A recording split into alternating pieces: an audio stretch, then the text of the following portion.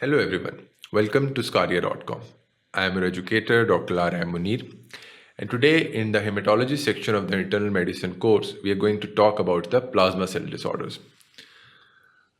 As you all know that there are two types of lineages, the myeloid lineage and the lymphoid lineage. In our previous lectures in hematology, we talked about the various disorders concerning the myeloid lineage, being the myeloproliferative disorders, the myelodysplastic syndromes, the various types of leukemias like the CML or AML. And today we are going to talk about the lymphoid lineage. In the lymphoid lineage, we have the two major subtypes, the B lymphocytes and the T lymphocytes.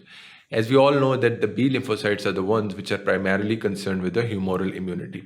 The B lymphocytes, when they mature, they transform into the plasma cells, and the plasma cells then gives rise to the antibodies of various types which constitute our humoral immunity. The humoral immunity is a major source of protection against the major bacteria, the encapsulated organisms, for example.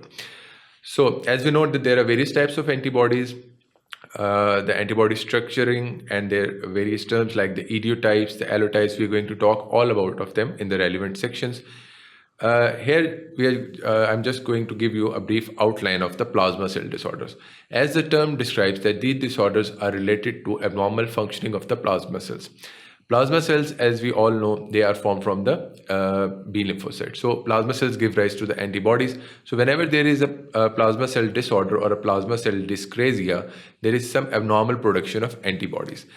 This term basically signifies a monoclonal disorder of the plasma cells. What do you mean by a monoclonal disorder? That only one type of antibody is overproduced. So in other words, we can say that this is a neoplasia of the B cells, lymphocytes, or the neoplasia of the plasma cells.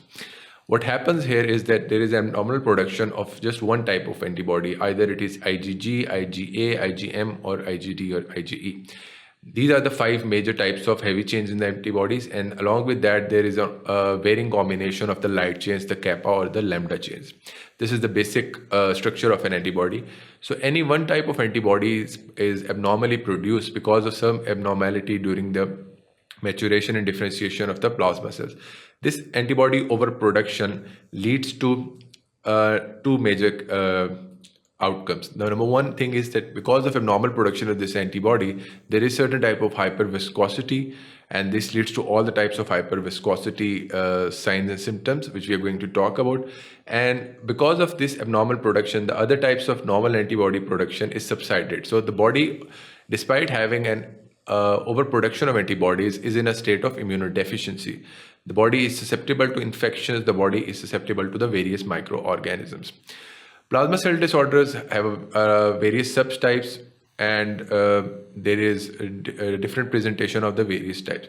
In this histopathological slide, you can see a plasma cell here. It is classically recognizable here like a small nucleus which is shifted to the side, and it has a cloak-like chromatin pattern like here. And you can see that the cytoplasm is slightly basophilic.